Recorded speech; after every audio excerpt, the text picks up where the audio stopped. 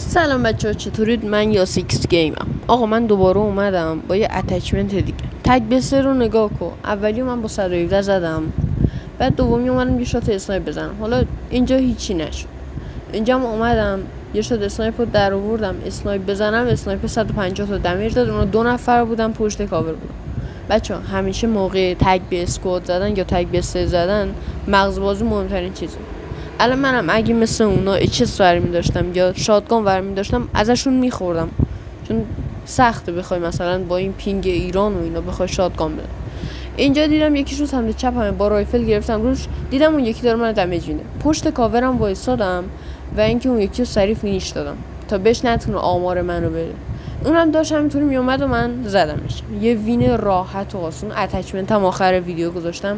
فقط یه لایک و فالو میخوام.